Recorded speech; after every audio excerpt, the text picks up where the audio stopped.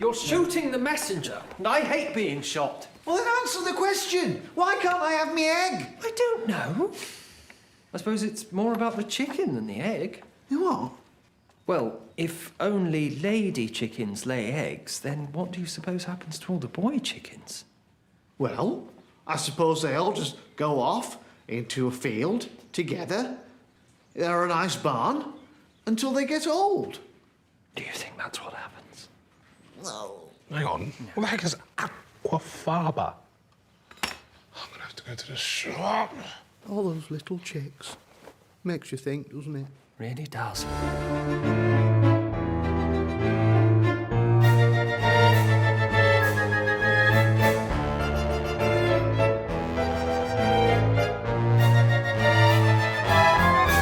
Hello and welcome to Haunting Button House, a BBC Ghost podcast. I am Luke and I am joined by Tash. Tash, how are you today? I'm alright, thanks, Luke. How are you? What, I can see you staring at someone on the computer. Is something going on? No. I was like, what's going on there?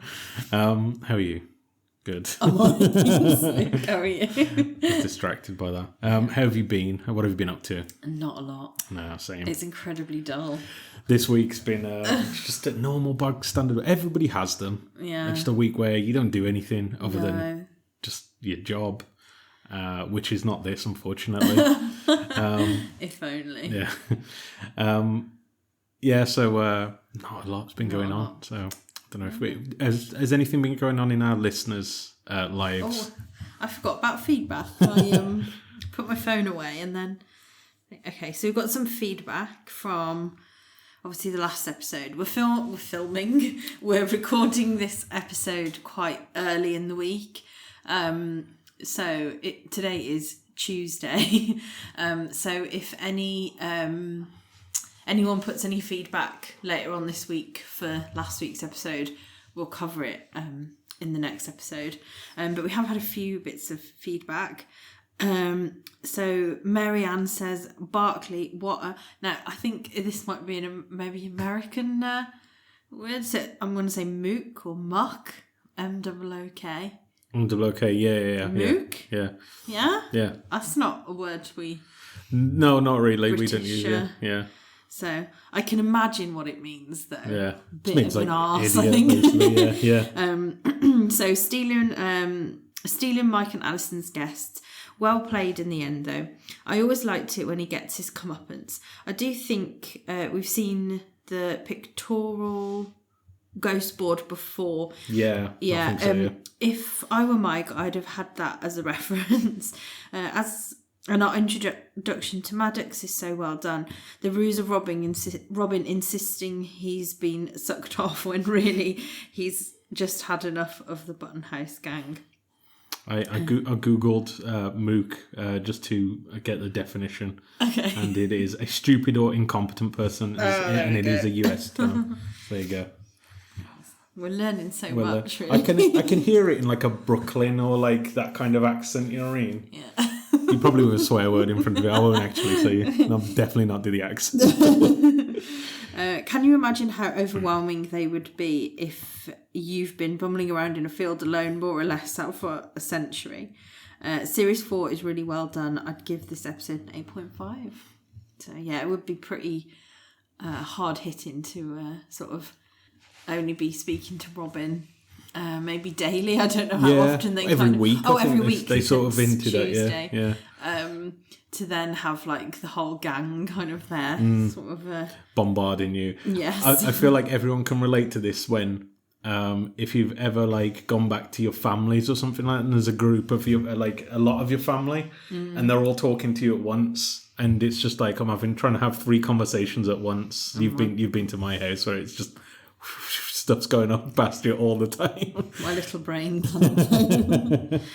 So Doc in Doc says, we've seen Mike's ghost crib sheet back in season 2, which I remember it now. I can't remember if we discussed it on the podcast or if we discussed it separately.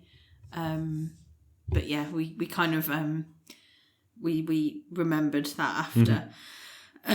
So it's when he realises Fanny shows up in photos, which attracts all the ghost hunters. I remember that now. We've seen a Fanny painting in the last Sorry, I'm childish.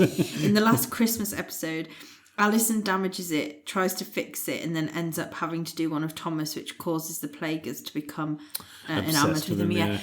I remember that now. I don't know why. I thought that the painting, from memory, I thought the painting was of Dante, but it's not, because obviously Dante, we can see Dante because he's stuffed. So yeah, I love Barclay's thought process with the. So Doc and Doc says, I love Barclay's thought process with the B&B. At first, he dismisses it as pin money. Remember, he owns the neighbouring village. Yeah, and then realises he could be on a nice little earner with £200 a night. His defence to Alison/Annabelle: everyone needs pins. Yes, he was defeated in season 1. Julian knows about his secret Fiji account that even his wife did not know about. That was it, when they came to dinner, wasn't it? Yeah. And Caroline says, I think Series 4 is the strongest series overall. Several really good episodes. I think it's really hard to have a strong Mike episode, as this plot strand usually has to go on alongside any ghost-related plot. That's the point, actually. Because he can't interact directly with them. I hadn't thought of that. Like it's a lot of like heavy lifting from Mike, and if his friends are involved as well, like that's the only other interaction he gets. Otherwise, it is him just on his own.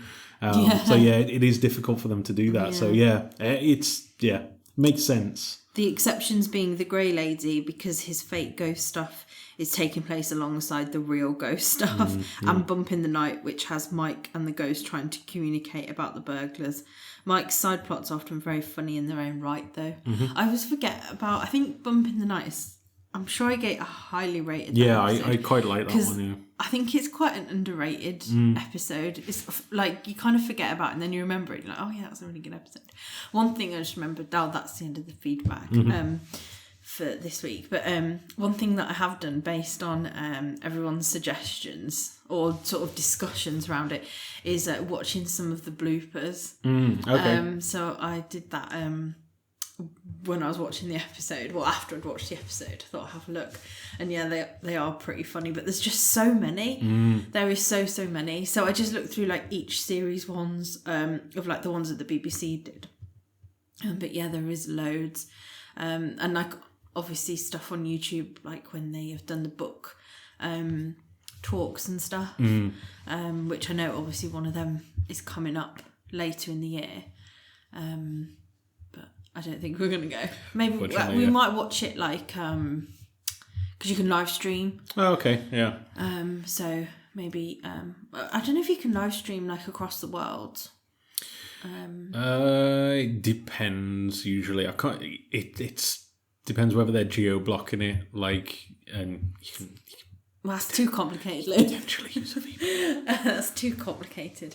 But yeah, I think we might have a look at that. But that was pretty good, some clips from that as well. So I'd be interested to kind of like watch along live. Obviously, I mean, London's not far, but we're going later on in the year after, so it's tricky. But it's one of those, it's not far, but it's expensive to go there. Really just, expensive. Just with the trains and the accommodation. Yeah, so, if anyone has really good videos of bloopers, that might not be that might be hidden on the internet, and send them across, because I'm well up for watching them. So cool. Shall we get into the episode? Yep.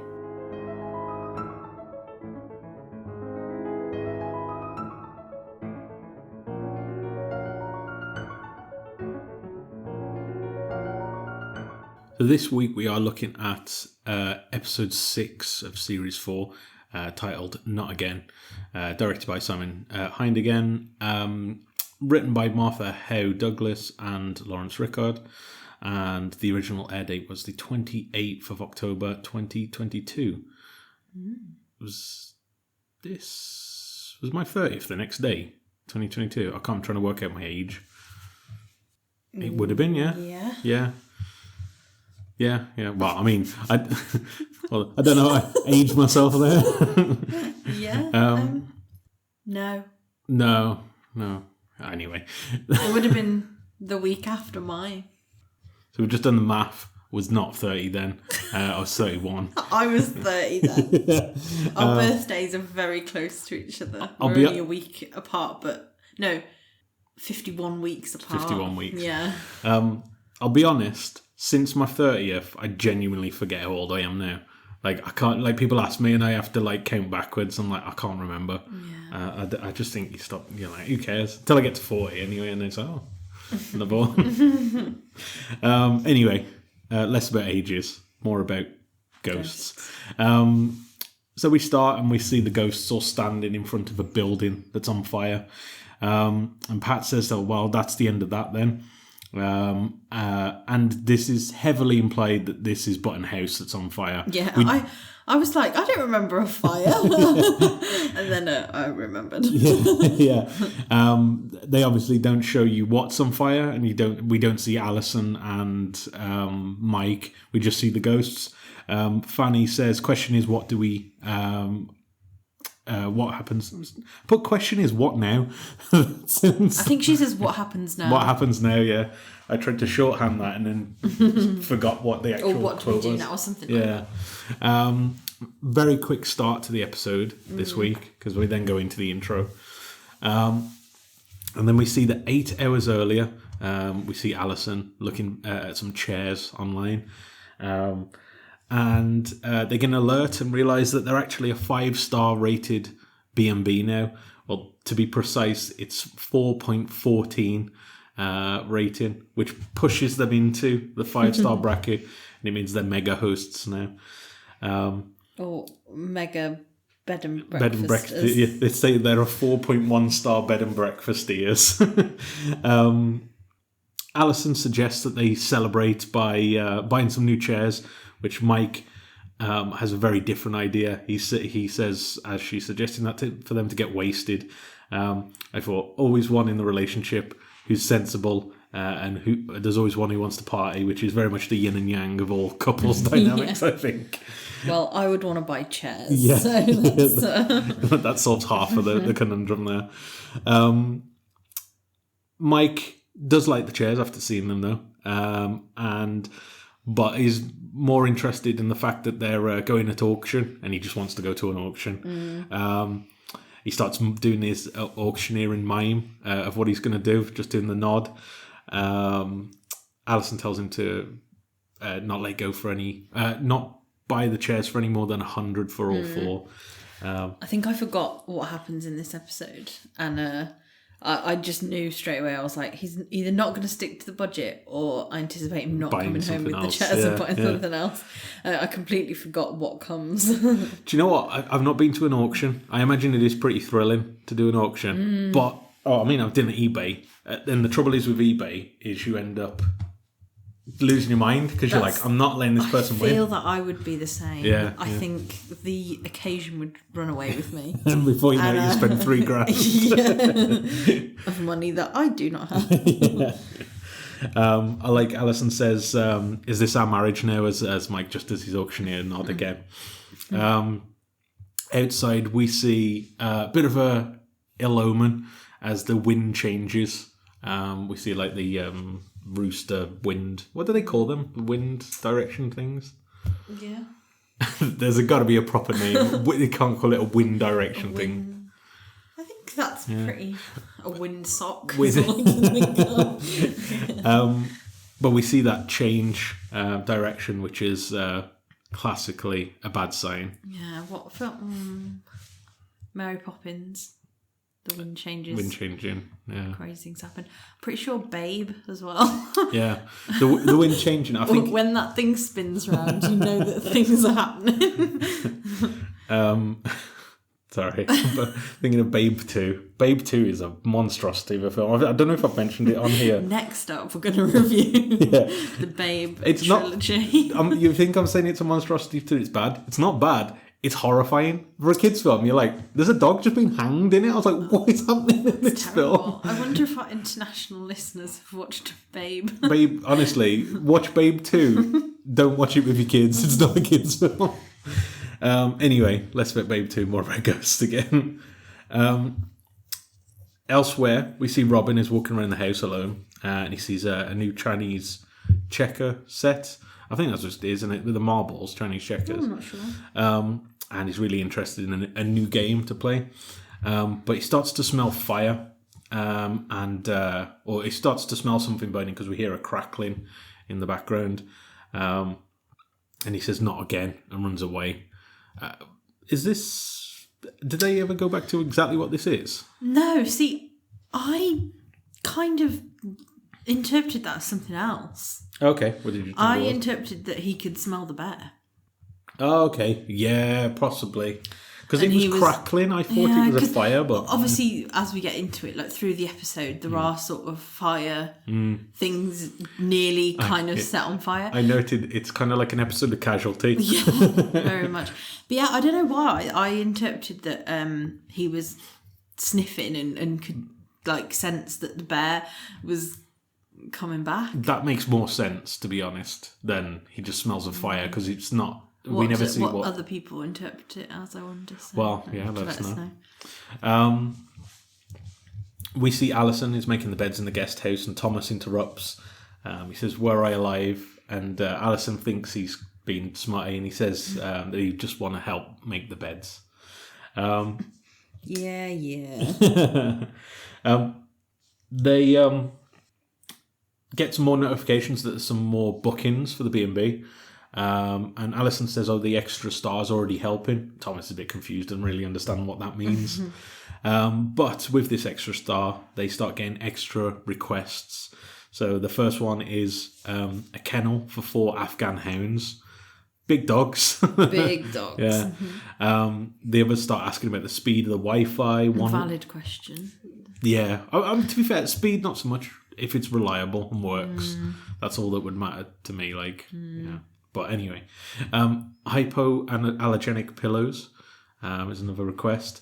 And then she gets really upset about a vegan breakfast and then immediately calms down and says, "Oh, no, that's fair enough, actually."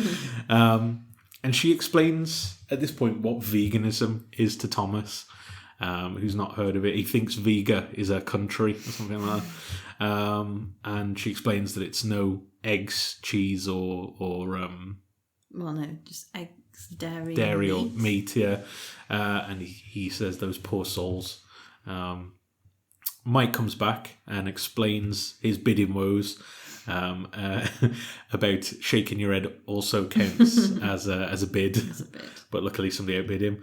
But he says that he didn't come back empty-handed, and he says, "Bear with me." Good pun, I think. Robin is still walking around. He turns and he sees this stuffed bear in the house, which is obviously what Mike is alluding to, screams and runs away. Mike shows this to Alison, and she's surprised, to say the least. Elsewhere, we see Pat is buttoning up his shirt, and he says that Birthmark Club is a partial success. One of the bloopers that I saw today was him buttoning up his shirt, and he was like, "And I don't know why it's the shape of Cuba." That's quite good, actually. Maybe we should watch these bloopers. And Kitty comments on a rumour of Lady Button, and she says the left buttock, so there's a hint there. Robin runs past them screaming about a bear, and they all just kind of ignore They don't him. even bat an eyelid. No. It's just like, bear in the breakfast room. Yeah. But the captain comes in, says the exact same thing, and they all jump up with excitement. run. I like that this is kind of hinting at something that, well, it's calling back to something they mentioned last week, that Robin comes in with like Random things. statements and they just ignore him. When in I truth, think they've learnt to ignore. yeah, when in truth, to be honest, he probably is telling the truth some of the time, like, or at least his version of the truth, I guess. Humphrey says, well, as they all get up and go for this, Humphrey says, "Oh, very exciting," and then adds, "for people with legs," as they all leave him behind. So they all go to see the bear. It was a bargain. Guess how much? 200 quid? Oh, could you guess a bit more? Mike, it's terrifying. It's a talking point. Oh, yeah. Have you seen the giant bear, darling? Yeah, it put me off my breakfast. Rubbish. It just needs, like, sprucing up, you know? I'm telling you, this thing is sick. What? Sick? I'm going to put, like... I think he might be dead. Should someone tell him? No, he doesn't literally mean sick, Kitty. It's sort of an American street slang. You say something negative when you mean something positive. So one might say, oh man, this modular hi-fi system is bad, when really you mean it's terribly good. So, the opposite. Sort of, yeah. Like when the captain says that you're morally bankrupt. Yes. Wow. Do you like it? Oh, I think it's bad. Yeah, okay, good. Yeah, me too. Very, very bad. I'll try telling Mike that. Oh, I would if I could. So elsewhere, Julian goes to confront the captain after hearing that that he thinks that he's morally bankrupt, or that's what Kitty told him anyway. And the captain doesn't even deny it. He says, yes, I do. And everyone, Thomas and Pat, who are there with him, agree. And they say it's because of the things that he says and does, which makes sense. Julian says that he's not a bleeding heart liberal, but he does actually care about things. And he says that he likes to help, and they all just laugh at him. Mike is back with the bear, and he says that he's going to call the bear Bear Grylls. But Grills with an I. I like that. Alison says she's not risking the 5 stars on a filthy animal, and he sort of jokes and says, "Me or the bear." But they kind of get into another sort of argument about this, and Mike kind of says that why does his opinion not mean anything to her when it's their business? And Alison says, well, he does have a history of buying mad stuff. And she gives an example of the butthole hoodie, the inflatable suits from last week, and then a giant bear. And he says, well, at least he does stuff, unlike Alison, who sits around and talks to her dead mates. This is a bold shout, like in an argument to say that that they don't do anything. She gets annoyed, quite rightly, I'd say, as she says that she does the books, the check-ins, the adverts, the repairs, the chairs, and even the breakfast, which I noted down. If this is the case, what does Mike actually do? Because that sounds like everything. And Mike says that he'll do the breakfast then, but on one condition, that the bear stays. And Alison doesn't really have a chance to sort of argue the point on this as he sort of walks away, but she thinks she's just going to move the bear, who I should say now is sporting a fez and a monocle, as Mike has spruced him up. He does look good, to be fair. I mean, yeah. It's a talking point, as Mike did say. As she's moving him out of this room, though, she claws the door in the process. I would not touch it. The bear? Yeah. How come? Dirty, yeah. How do you clean a stuffed bear? I don't know. Not only with the bear, I mean, I assumed the bear would have been cleaned before it was taxidermied. Yeah. But just how old it is. Yeah, because they say it's a Gerard's, which is like, which Fanny knows about, so it must be an old thing, yeah. And like all the dirt and dust and grime that would be in its fur, and oh god, and she puts her head right up next to it as well. Ugh, no. Could you hoover it?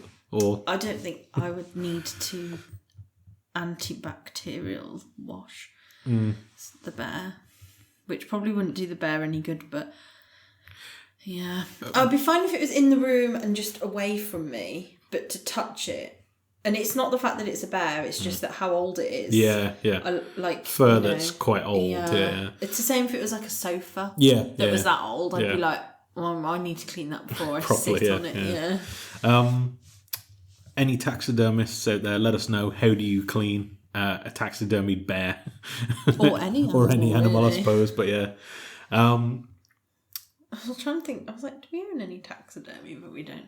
No, I didn't. My nan used to have an armadillo that was like armadillo? that was like a bowl. Obviously, a bowl? It was like shaped into a bowl. Like I know. Oh, that's awful. I can understand having it, but to have it as a thing to use. When I was a kid, I was like, "That's cool." Now, as an adult, I'm like, "That's not cool." cool. Oh my god. She didn't. I think it was like something they got on holiday. Yeah, I you know what can mean? Like, understand, or maybe giving it Yeah. or something. But yeah. no, that doesn't- These days you would not be bringing back. I don't know where I sit with it. I've got to be Yeah. honest. It's a strange one, isn't I it? find it strange. I always, with a lot of these things that people do with animals, I always just think, if you did it with a person, how would that look? You know what I mean? Like, people would be like, that's a serial killer in there. But I can appreciate it for the art, but Yeah. I do think, obviously, I think we're probably, I don't know. I just feel so. It depends how the animal died. I mean, Yeah. if it was Paddington's situation where, she wants to shoot him so that she can stuff him, that's a problem. Yeah. But, I don't know. It's a grey area in my opinion. grey area. Anyway, so yeah, she closed the door. We see Mike in the kitchen, mocking Alison, and he's looking into how to do a vegan breakfast as the captain, Pat, and Thomas are watching on. And Pat just cannot get the concept in his head. He says, "What's wrong with them?" I like how he notes that they've forgone luncheon meat and Billy Bear ham, which to any international people out there, I don't know if there's a Luncheon meat would be. luncheon meat. Yeah, Billy Bear meat though. No, it's not actual bear. No, it's not. I wonder. There's probably a different character or something like that they have. It's basically a bit of a ham that's like shaped like a bear. Does it have like egg in it where the eyes are? No, or it's something? just like a different colour. Yeah, it's like, that's it, yeah. like a light Yeah, beige. that makes a face shape. And the pink of the hat. Yeah. I can't even think about eating that. I haven't had it in a long time. I'll say that much. Can you imagine? Oh God. But yeah, It makes me go funny. what, Billy Bear meat? Yeah, because it's just so like processed. Yeah, I get that. Pat gets very upset when he finds out that they can't even have eggs. And he starts asking them, what's wrong with eggs? What are you going to have with your chips, with your gammon, all this stuff? Yeah, wrong. So yeah, that's his boiling point, is eggs.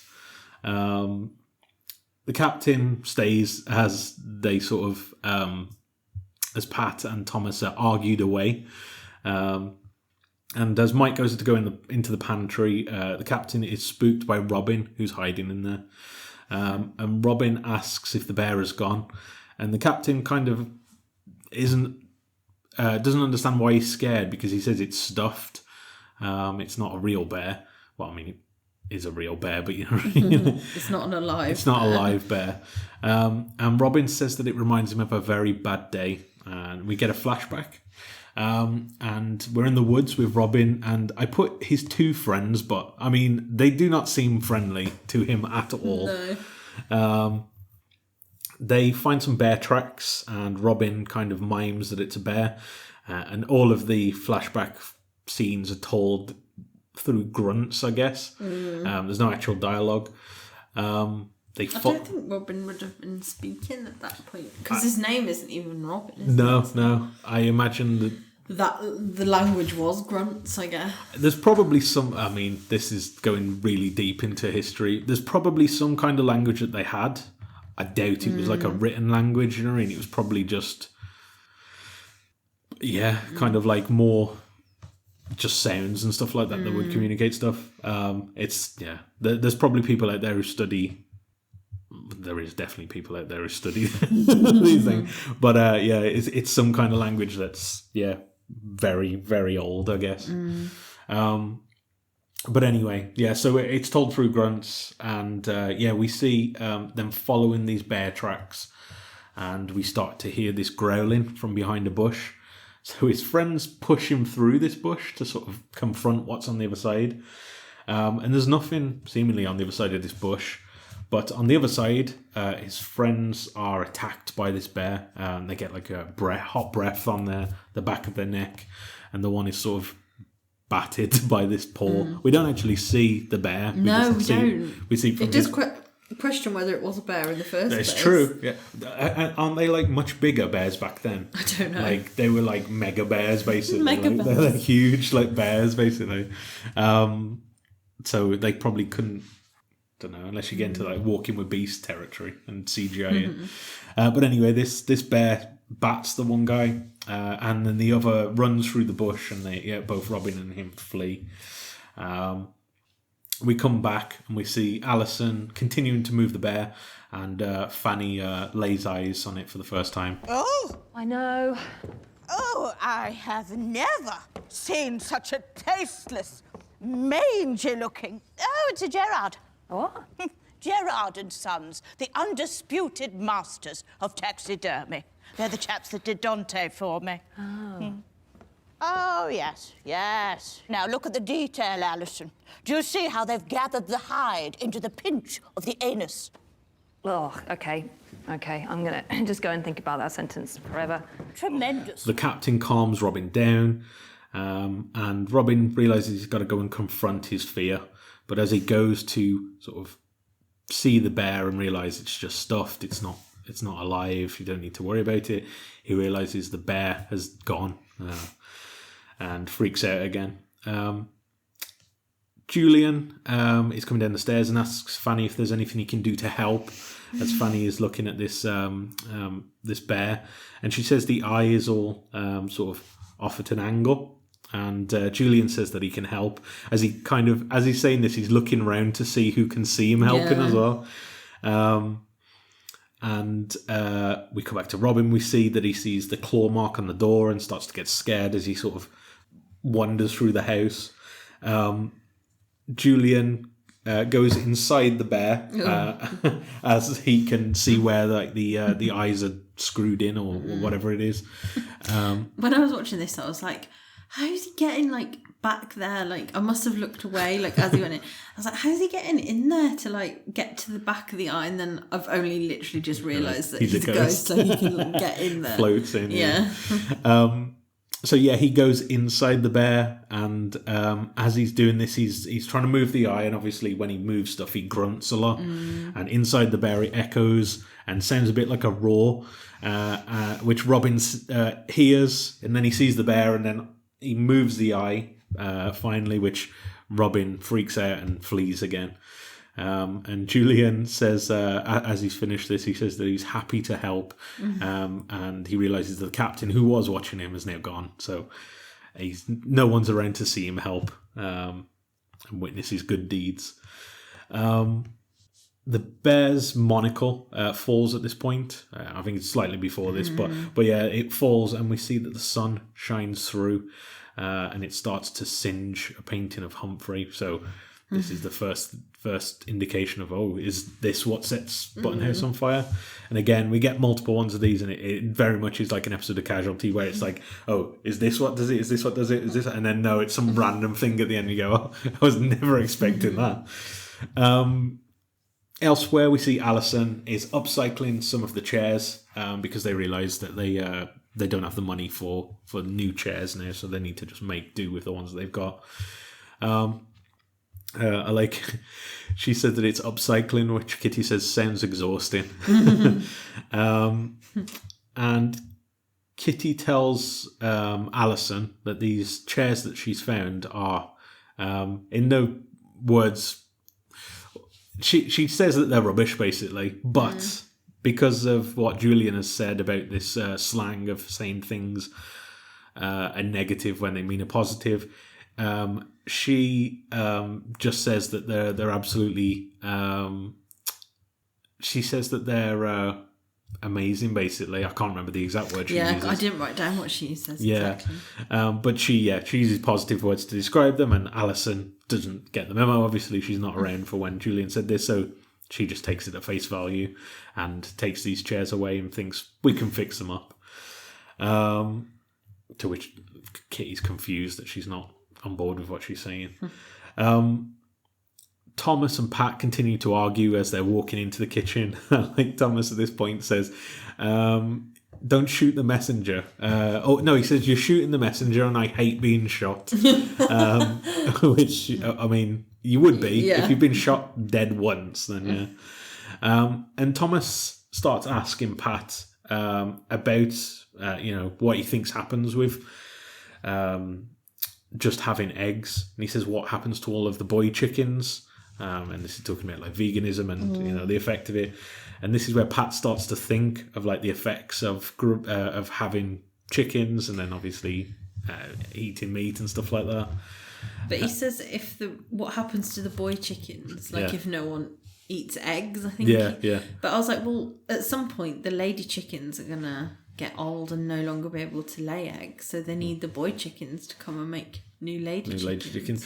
I think his point is though that they have basically they only keep the lady chickens for egg laying, and the rest just go to get killed, basically. Yeah. But you'd still need the boy chickens to make more lady chickens. But they usually only have one, don't they? Do you know, like in Chicken Run? Yeah, I've seen that film. They don't go into the specifics of it, but there's one boy chicken and a lot of hens. But yeah, so this is where he realizes that all of these chickens are being killed, basically, all these chicks. And he starts to feeling bad, basically. Mike realizes for his vegan breakfast he needs something called aquafaba. I've never heard of this before. And judging by the meal he makes at the end, I never want to see it. Take that off the Tesco shop. And as he leaves, because he needs to go to the shop to get some of this aquafaba, he throws his apron onto the stove, incredibly careless. Yeah, absolutely. But Julian is there to help, and he turns off the stove. Says disaster averted, and again, no one's around to see him as Thomas and Pat have disappeared. And at this point, he literally says, "What's the point in being virtuous if there's no one around to witness it?" I'm pretty sure a lot of people think that. 100%, yeah. Why do you think people post on Facebook about how much they've donated to a cause and stuff like that? You just go. Anyway, Humphrey's body walks in, and Julian says, "Oh, that's no good." And Humphrey's head can smell burning at this point, and he opens his eyes and sees that his painting is being sort of singed. He calls out for help, but Mike's the only person around, and he says, "Oh, you're no good," kind of in a mirror of what Julian's just said. And this is where Mike sees the bear has moved, and so decides he's going to move it again. And as he moves the bear, it creates like a scorch across Humphrey's neck before it stops scorching. To which he says, "Oh, don't rub it in." We see Alison is continuing to mend her chairs, and Kitty at this point says she thinks she's done a good job, so she says that they're bad. And Alison doesn't understand, and she's like, a bit dejected that Kitty's just told her her work's bad.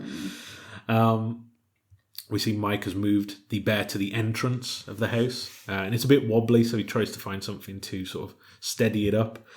Outside, we see Robin sort of, again, calmed himself down. He's psyching himself up to go back into the house. He said that he's just tired, dead tired, and then chuckles at his own pun.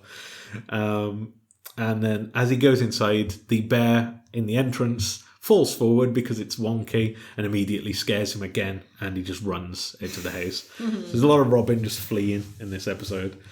It's unlike him to be scared, though, isn't it, really? Yeah, I suppose it's an irrational fear, isn't it? Well, actually not an irrational really. fear. Rational fear of a bear, yeah. It's irrational if you're dead, I suppose, because there's nothing that can hurt you, but, yeah. At this point, Mike goes to leaves for the shop, and the shop kind of lingers on the entrance as Alison walks in and sees the bears moved again, and she decides to move it again. Robin flees downstairs, and all the plague ghosts watch on as we see Robin sort of going into a flashback again. And Robin is running away with his friend. They point to the tree, but his friend tells him, "No, let's just get down on the floor," which seems to work until Robin's friend is dragged away by this bear again. So Robin runs. He hides under a tree and then tries to climb it, and just manages to sort of get out of reach as the bear's swinging for him. And he sort of just balancing on the tree, hoping not to get caught by this bear. As we come back out of the flashback, the plague ghosts start to quiz Robin about this bear. What did it look like then? Huh? This bear you saw up there? It look like bear. Oh, yeah, but what? Brown bear, grizzly bear, cuddly bear? I don't know. If you see bear in house, probably right bear. No offense, but what are you scared of? You're already dead. So it bear. Oh, look, if I could just be the voice of reason for a moment. Here she go. As there hasn't been any dead bear attacks in this house in the last 600 years, I'm going to go out on a limb and say one is probably not about to come crashing down the stairs.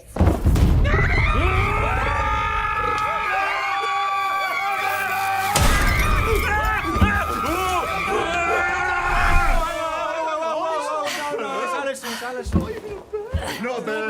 It's not bear, it's Alison. What's she bringing that down here? I know, it's awful, but it's just until Mike forgets about it. Fine, put it with the rest. Thanks, guys. During all this conversation with the plague ghosts, Robin kind of starts an electric overload in one of the lights, which sparks, and then it starts a fire in the basement, or cellar as they call it. And as we think, oh, is this what's going to start the fire? No, the bear goes onto it and snuffs it out immediately. So it's not that either. Kitty finds Alison downstairs and asks if they're going to do their crafts again, so they leave. Before then, she says that the bear is sick because she's using her slang again.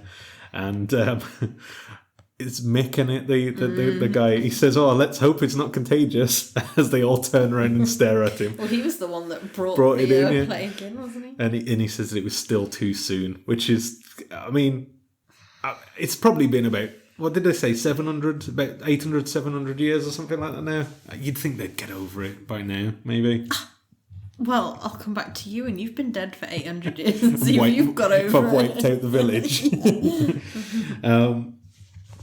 So Kitty, as they're going upstairs, says that spending all this time together with Alison is truly awful. And Julian overhears and explains what he'd said to her earlier. He does this by asking Alison if he's heard of Michael Jackson, which I think she has. And he says this is where he finally gets his moment to help, because he says happy to help, and he says happy to help, spread the word. Spread the word, yeah. And obviously now, Alison thinks, oh, she's saying the opposite to whatever she means. Thomas and Pat interrupt Alison before she's going upstairs, and they say that she should get rid of all of the eggs in the house and the meat. And she asks why, and Thomas says that because it's murder, which I noted that Thomas would have absolutely loved the Smiths. Yeah, meat is murder. I thought that. Or Morrissey. Yeah, it's very much his vibe, I think. Mike comes back at this point, and he's back with his chickpea water. Which, I like Pat at this, but it says, "Right on, brother." And he also says, as the bears disappeared, he says, "Right, this isn't a game. Where's my bear?" To which Alison says, "That does sound like a game." But they argue over this, as Alison says that she's put it in the cellar, which is next to all of his other things that he's bought, basically. She says that it'll upset my guests. And Mike says that all he's ever asked for is just this one little thing. And she says that it's not a little thing, it's a big thing. It is a big thing. It is a big thing. And she doesn't want it in the house. And Mike says, okay. And he agrees at this point that he won't put it in the house. And this feels like, and Alison kind of twigs that this is going to have some kind of double meaning, I suppose. Fanny inquires where the bear is. Says that it should be on display. It's a Gerard, and Kitty says that it's ghastly, and Fanny's a bit surprised about this as to why she thinks that, even though she agrees that she likes it. and she explains what she's doing, that this is slang. And Fanny says, don't listen to Julian, he doesn't know what he's talking about, basically. And it's better to speak plainly, so you don't cross your words. She agrees and goes off with Alison. So now, obviously, Alison has been told that she's doing the opposite, and she's flipped back to just saying it plainly. So you can see where the problem's going to come down. As literally the next scene, she sort of upcycles this chair and puts some, I don't even know what it is, curtains maybe? Some kind of like pattern over the chair. Yeah, just some fabric, I think, isn't it? Just to sort of make them look nicer. And Kitty says that it's garish and vulgar, and Alison, obviously thinking she's using opposite words, says thank you, and Kitty just gives up at this point. Did you think they were garish and vulgar? Not necessarily. It was quite put you on the spot style-wise. It was quite I mean, it wasn't offensive. It was just it was a it's a new pattern. Yeah. Mike moves the bear again, and Robin is walking past the window as he's doing this, and Robin sees what looks like Mike being attacked by this bear. He screams, runs, and then is a bit confused. He says, why is a dead bear attacking an alive man? And Mike says that he's going to put the B in B&B. And as Robin goes to, confront this again, he's like, there's something wrong about this. As he walks through the front door, the bear comes out of the front door, scares him again, and he sort of runs. And this is where we get another part of the flashback. Just going back to the bear on wheels. Yeah. Did that remind you of the Teletubbies? The bear that's on wheels. Yeah, there was a bear. There's so much wild imagery in the Teletubbies. I forget a lot of it. And he's just kind of wheel him out. It was Big Fat Quiz of TV, was it, where they was talking about the accessories that the Teletubbies had? I completely forgot that. Is it Tinky Winky has like a Jamiroquai looking hat? And it's like, what was that? They were strange, aren't they, the Teletubbies? Yeah. And I think Dipsy has like a bag. Yeah. Like a fur bag. I remember the bag. I just couldn't remember all the other bits and pieces, and I was like, it was a wild time.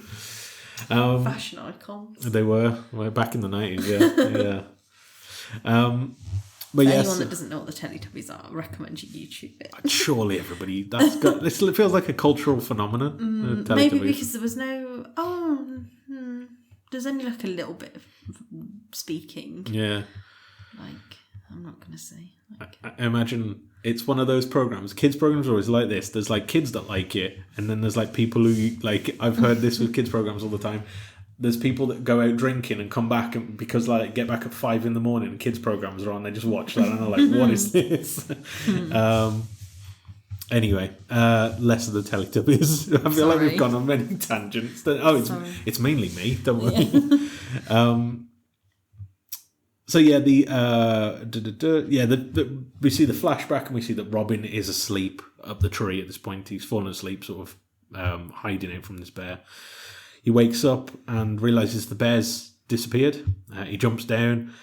He cracks a stick, which he thinks might alert the bear, but he's relieved that the bear is gone. So he sort of leans up against the tree, relaxing and sort of like letting a weight off. The tree is then struck by lightning, which kills Robin immediately. And we see pan up as the tree is on fire. We see like a stone circle in the place where Button House would be built. So obviously this is how Robin died and ended up haunting this land. Back in the present, it starts to rain and we hear thunder. I quite like this because it's kind of this double meaning. Like at the beginning of the episode, he said "not again," and we thought, wonder what this is. And it's obviously this lightning striking again. Mike is moving the bear. I'm just thinking, when he was sniffing, maybe because some people can smell when it's gonna be a thunderstorm. Yeah, could have been that. Could have been. It depends how long this is between. Then, because it's a long time. Yeah, you'd think, but I don't know. Still the same day though. Could be like 10 minutes. A lot's happened. But yeah, so Mike is moving the bear, but as it's starting to rain, he takes cover under a tree. Now, safety tip to anyone out there, as we see, don't hide under a tree if there's In thunder. the rain. It's a bad idea. Robin sees this and starts seeing his life flash before him as like what's happening, and he's realizing this is happening all over again.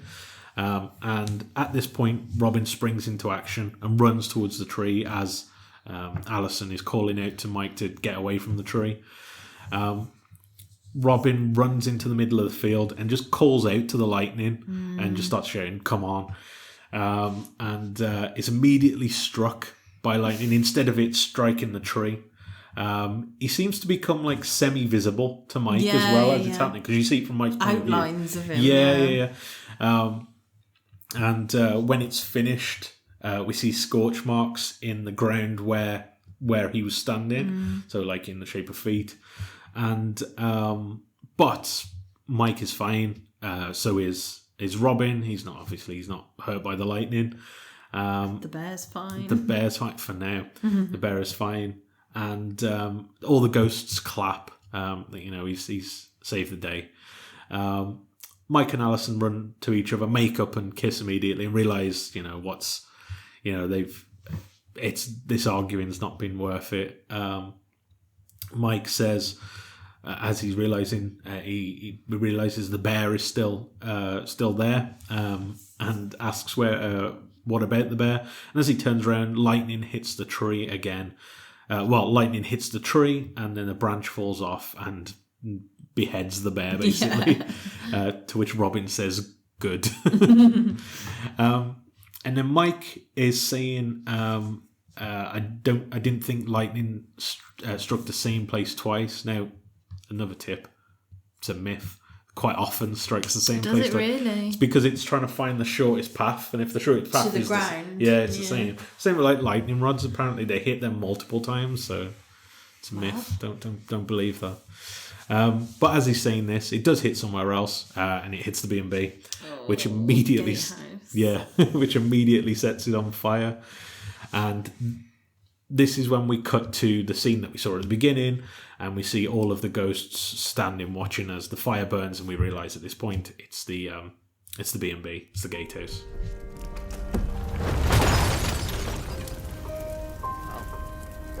That's the end of that then. Old place had a good innings, I suppose. The question is, what now? Yeah. What now? I guess we put in a claim, get some quotes, rebuild, reopen. Or we could,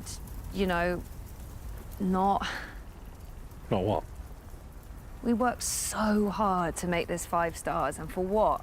Even more work and even more stress, and us at each other's throats. Yeah, but that was about the bear. The bear was about the gatehouse. Yeah.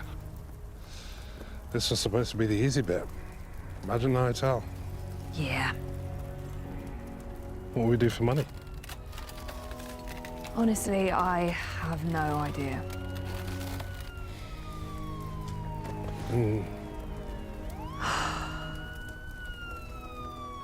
The next day, we see that Alison has bought a replacement for the bear. It's a duck. It's a bit smaller, and Fanny starts commenting on the handiwork of this. Starts talking again about the ducks behind, to put it nicely. And she comments it's another Gerard. The captain says, "Oh, I'm surprised that you found another Gerard in the same day." And she says that it's not. She just stole the plaque from the bear and put it on there. And we find out that was Julian's idea, and he says that he's happy to help. And the captain says, "Oh, there is a heart in there somewhere." And he immediately undoes all of this work by saying it reminds him of the time he sent an actual heart in a box to a journalist as a threat. Immediately resetting everybody to what they initially what's the thought. opposite of redeem? Yeah. Mike makes eggs for Alison for breakfast, who Pat and Thomas called the murderer. Thomas does say the beautiful murderer to not completely throw shade on it. And Mike says that he's having a vegan scramble and immediately unveils it, and Pat and Thomas quickly change their tune when they see what a vegan scrambled egg looks like. It looked like underdone porridge. Like, you know what I mean? Like if you just put way too much water in a porridge, yeah. And Pat says, you know, we've not been eating eggs and meat and whatnot for for decades or centuries now at this point. So, you know, they've done their bit for veganism. So, you know, one egg is fine. If Alison wants to eat that. You can't beat a dippy egg in the soldiers. It is good, to be fair. It is good. Yeah. Don't have it enough. Yeah. I want it now. But we do have 2 eggs, to be fair. Yeah, just no bread. That's true, yeah. It's the downfall of the soldier bit. If I buy bread, I eat bread. That's a problem. Mike and Alison sort of toast their eggs to whatever comes next. And Pat watches on as Alison dunks a soldier, and he says he wants her to dip it again, and she's not going to dip it again. And we end the episode on that note. What did you think? Yeah, I thought it was a good episode. Nothing sort of like crazy happened. It was just like a good classic Ghost episode, I think. I think I'd give it an 8. Okay. Sort of. I think I gave it last week's an 8. Yeah. And I'd kind of put them on the same sort of level. Yeah, I just think they're just good classic episodes. That, you know, I enjoyed it. Yeah. I don't know really what more like to kind of say. I just think it was like a good classic one, and as like we've said before, and like other people have said, like in their feedback, like this is just such a really strong series and I think it ended strong. Yeah. So yeah, I'd give it an 8. But looking forward to like the Christmas episode, like I can't remember it. I can't remember the episode. I can't remember this Christmas episode either. And I don't think it's like a follow-on or like, yeah, so I'm looking forward to, I can't remember the episode. I'm getting mixed up with the very last episode. And, And that, so yeah, I just think a really strong series that, it's good. I had similar thoughts as well, to be fair. I thought Is this episode 6? Yeah. Okay, so yeah. So yeah, it's the last I got one. confused. Yeah, I was like, oh no, have I got confused? No. But yeah, so it's the last episode of the series. So obviously we've got the Christmas one. So yeah, sorry, Karen. I just thought I was getting confused. No. It's the last episode. So yeah, I put that it's not like the strongest season closer. I think there's been like stronger ending episodes, but with that being said, I thought it was a really, really solid episode. I like the backstory of Robin, and we find out what happened to him. Yeah, because we didn't know before how he died. Yeah, and obviously it makes sense of why he has his ability to mess with the lights and stuff. Yeah. Or electrics. Yeah, so that's explained. And we're kind of wrapping up a lot of people's backstories now. Yeah, it does feel like that, doesn't it? Like it's kind of winding down to the close. Trying to think of anybody we don't really know too much about at this point. I think that's everybody. Like we do learn more about all of the ghosts, but I think we've learned how all of them died, I think, at this point. I don't think we know that much about the captain. No, we don't know how the captain died. We just know about the captain's past, I suppose. So yeah, we don't know how the captain. Fanny, we know quite a lot of like her backstory with her family and stuff. Kitty, kind of know a bit about her family. We don't know how Kitty died. We don't know, so we've got those two like to come. Obviously, Mary's gone. Yeah. Robin, now we've learnt more. Humphrey, we know he dies. Humphrey, we know how he dies. Julian, we know how he died. Yeah, they've all kind of had their episodes. Are we missing anyone? I feel like it's Pat and Thomas. Yeah, which so we've they've seen both all had. them, yeah. Although Pat's got an episode or part. We learn part about him coming. I feel like it might be the Christmas episode. You know. I think we've just figured out what that happens in the episode. I love that episode. Yeah. Yes. Spoilers for your thoughts. Oh, that's such a good episode. Okay. Yeah. So yeah, but we've still got some great episodes to come. Like this is, as we started this series and as we're going into the next series, like yeah, I think no episode anyway is bad. But like to dip below an 8 is not going to happen now. No, definitely not. I like how they wrapped up this B&B arc as well. Yes, definitely. Which I was getting a bit, not bored of it, but I was kind of like, wasn't sort of like enthusiastic about that story. Yeah. It's just it's the wraparound story to keep them moving. That's it, Yeah, isn't it? yeah. It's just I just want to know about the ghosts and what they're doing and stuff. So, but it was done in a heartwarming way that they sort of found each other, and I liked this kind of like the casualty foreshadowing of everything as well towards the end. But pretty solid episode. So I gave it an 8 as well. Cool. And IMDb rating was a 7.8 from 333 reviews. So not far off what we thought, basically.